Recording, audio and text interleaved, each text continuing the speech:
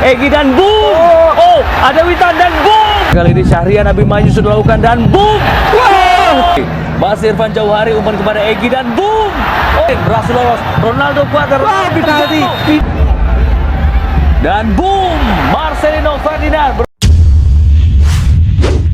Kegat ulang coba-coba. Ya teman-teman, baru aja usai pertandingan di cabang sepak bola SEA Games, Filipina U23 menghadapi Indonesia U23. Indonesia menang dengan skor 0-4. Telak teman-teman, telak banget. Bahwa ini merupakan salah satu angin segar bagi Indonesia untuk bisa maju ke tahap selanjutnya. Sebab kenapa? Tuan rumah Vietnam yang seperti kita ketahui SEA Games kali ini dilaksanakan di Vietnam, kemarin imbang 0-0 dengan Filipina. Artinya dengan kemenangan Indonesia 0-4 ini membuat angin segar bagi Indonesia itu sendiri. Oke, gol Indonesia diciptakan oleh pertama M. Ridwan, pemain Persik Kediri, kemudian Rizky Ridho, Egy Maulana Fikri, dan Marcelino Ferdinand.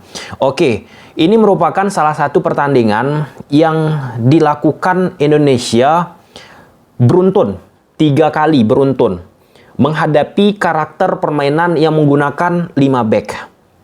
Oke, di pertandingan ini, Filipina menggunakan 5 back. Ketika bertahan, kemudian ketika fase build up, mereka gunakan 3 back, 3-5-2 ataupun 3-6-1. Kurang lebih seperti itu ya, dinamis. Pola-pola yang digunakan oleh Filipina. Ketika defense 5-4-1 yang mereka yang mereka gunakan, Filipina gunakan. Kemudian Filipina melakukan perubahan di babak kedua menggunakan dari 5-4-1 ke 4-4-2. Hal ini mengapa? Sebab Indonesia cenderung pada akhirnya bermain dengan memanfaatkan ruang yang ada di belakang garis pertahanan Filipina itu sendiri. Lihat aja lah, beberapa kali dilakukan trupas, diajak lari oleh pemain Indonesia, pemain-pemain Filipina kesulitan. Sedangkan Indonesia nggak terlalu intens ya, walaupun ada, nggak terlalu intens di babak 1 sampai di babak 2 sebelum menit 60 memanfaatkan dari sektor sayap, walaupun ada pastinya. Oke, ada salah satu pertanyaan yang timbul. Klok kenapa permainan nggak bagus? Klok diharapkan banyak supporter Indonesia harusnya bisa bermain lebih luar biasa. For your information, kalau misalnya kalian menonton Liga 1 Indonesia, khususnya Klok, ya ketika hype-nya lah ya, di Liga 1 bersama PSM Makassar, ingat, Klok itu karakternya, permainannya seperti yang apa dilakukan Klok sekarang ini bersama Timnas Indonesia. Oke ya, sampai situ jelas ya teman-teman. Dengan sebagai defensive midfielder ataupun istilahnya Sergio Busquets-nya. Nah, di PSM Makassar pun dia menerapkan gaya permainan sama. Nah, bedanya di PSM Makassar dia punya William Pluim. Di Indonesia, dia belum memiliki connection antara Ricky Kambuaya, Syahrian Abimanyu, ataupun di babak kedua dimasukkan Marcelino Ferdinand dan lain sebagainya. Jadi nggak ada kepercayaan dalam tanda petik ya yang dimiliki Klok kepada rekan-rekannya. Karena apa? Karena kan mereka baru saja berkumpul, belum begitu lama. Coba saksikan, dan aku jujur teman-teman beberapa waktu yang lalu, 1-2 tahun, 3 tahun yang lalu sempat melakukan analisis terhadap permainan Marc Anthony Klok ini, bahwa karakter permainannya seperti yang dia lakukan sekarang ini bersama Timnas Indonesia, dan memang butuh support dari gelandang yang ada di tengah bagi Timnas Indonesia untuk mengeluarkan ya kemampuan yang dimiliki oleh Marc Anthony Klok itu sendiri. Oke, kalau kita lihat dari starting 11 di belakang ada Hernando Ari. Ini salah satu kiper yang memberi rasa kepercayaan yang aman ya bagi lini belakang defense Indonesia. Kelihatan banget dari gestur. Kemudian di sisi kanan ada Asnawi Mangkualam, kemudian ada Fahrudin, kemudian di belakang ada Rizky Ridho, Dewangga, di tengah ada Maklok, Ricky Kamboya, Abimanyu, kemudian ada Egy Maulana Fikri di sektor kiri, Witan Sulaiman di sektor kanan, ataupun sebaliknya mereka melakukan switching. Oke, ada salah satu yang menarik ya kalau kita bicara dari sisi taktik ya, bukan bicara dari sisi di luar taktik, kita bicara dari sisi teknisnya. Bahwa Filipina mencoba mengkuras stamina yang dimiliki oleh Timnas Indonesia seperti apa yang dilakukan oleh Vietnam ketika menghadapi Timnas Indonesia. Di babak kedua ketika Indonesia menghadapi Vietnam kan habis tuh dicukur oleh Vietnam akibat fisik yang menurun. Pun secara prinsip teman-teman, apa yang dilakukan oleh Filipina khususnya di babak pertama dengan menggunakan 5 back diharapkan menguras stamina yang dimiliki oleh timnas Indonesia dengan membuat kesulitan timnas Indonesia membongkar pertahanan 5 back dari pemain-pemain Filipina. Dan itu nggak bisa dilakukan dengan baik oleh pemain Filipina. Kenapa? Karena secara ide permainan beda konsep yang dimiliki oleh Indonesia ketika menghadapi Vietnam dan ketika menghadapi Filipina. Ingat kan sebelum pertandingan ini Sintayong mengatakan bahwa Indonesia kalau bisa lebih agresif body 1 lawan 1. Dan itu terlihat teman-teman dengan apa? Dengan Sintayong ataupun timnas Indonesia sering seperti di awal video tadi, letak tuh bola di belakang garis defense Filipina ataupun di depan kiper dari Filipina. Dan itu kuncinya apa? Endurance. Yang kedua body 1 lawan 1.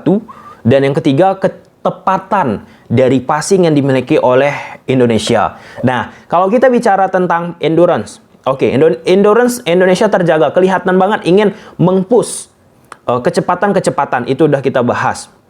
Kemudian yang kedua, passing yang dimiliki oleh Indonesia udah baik meningkat daripada pertandingan menghadapi Vietnam, daripada pertandingan menghadapi Timor Leste. Itu faktos teman-teman. Yang ketiga, body. Nah, perhatikan aja beberapa kali timnas Indonesia 1 lawan 1 bisa memenangi duel tersebut walaupun secara postur Filipina lebih tinggi besar daripada beberapa pemain dari Indonesia, dan beberapa gol Indonesia juga berasal dari apa? Dari bola udara, dan beberapa lainnya dari situasi yang dimana Indonesia mencoba melakukan syuting diganggu oleh pemain-pemain Timor Leste. Ada kaitannya kembali dengan body balance, dan gol dari bola udara diciptakan oleh Rizky Ridho. Kemudian ada beberapa hal ya yang menurut aku di pertandingan ini yang buruk dari Filipina. Apa? Ya, mereka di awal-awal pertandingan mencoba melakukan press atas. Mereka lakukan press, tapi hanya 1-2 orang pemain, sedangkan di belakangnya nggak mengikuti. Itu yang pertama. Yang kedua, Filipina terlalu bermain long ball. Beruntun 3 di kuarter 15 menit pertama, 3 kali beruntun mereka build up, tapi direct terus ke atas. Dan itu mudah dibaca oleh Sintayong, seperti apa yang disampaikan oleh Sintayong di awal, sebelum match ini. Indonesia harus berani duel challenge 1 lawan 1. Ketika fase build up coba dilakukan oleh Vina direct bola-bola atas, seperti yang disampaikan Sintayong, udah diantisipasi, jadi bisa diredam dengan baik oleh pemain-pemain Indonesia. Pun ketika counter, peluang-peluang yang diciptakan oleh Filipina nggak begitu matang, bisa diredam dengan baik oleh back dari Indonesia. Walaupun ada beberapa celah yang harusnya bisa dikonversikan untuk menjadi lebih berbahaya bagi Filipina, nggak bisa dikonversi dengan baik. Sedangkan Indonesia tanpa bola gunakan pola 4-1-4-1 ataupun 4-5-1 dengan menunggu terlebih dahulu ketika pemain Filipina masuk ke dalam zona permainan Indonesia, baru bereaksi apa yang dilakukan oleh Indonesia, teman-teman. Ya, kita lihatlah nanti ya bagaimana selanjutnya. Dan yang sayangnya ya, di babak kedua Filipina yang mengharapkan Indonesia turun stamina akibat permainan dengan menggunakan 5 back, nggak tercapai. Malah Filipina sendiri yang mengalami penurunan stamina di babak kedua. Terlihatnya teman-teman?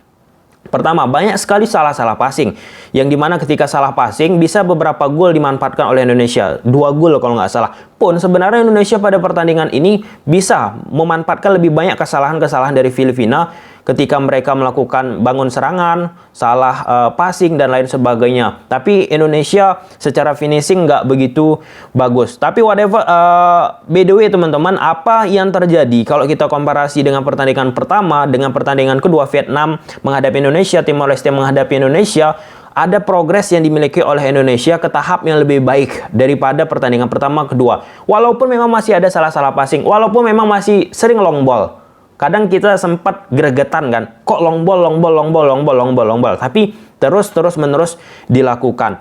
By the way, sekali lagi teman-teman, apa yang dilakukan oleh Sintayong di pertandingan ini kelihatan Sintayong sudah memahami karakter permainan dari Filipina. Dengan seperti yang aku sampaikan di awal tadi, ataupun di sebelum pre-match ini teman-teman, sebelum match ini dilangsungkan, Sintayong bilang nih, perhatikan dan lebih agresif lagi Indonesia dengan duel 1 lawan 1. Dan itu terjadi banyak case di dalam pertandingan ini. Dan ya ada beberapa kekurangan, mungkin bisa diperbaiki lagi. Tapi apa yang terjadi overall teman-teman sangat-sangat luar biasa yang terjadi di pertandingan ini. Ronaldo dimasukkan oke, kemudian Marcelino dimasukkan, memberikan kontribusi. Apa yang dilakukan membuat Sintayong, yakinlah aku, tersenyum di pertandingan ini.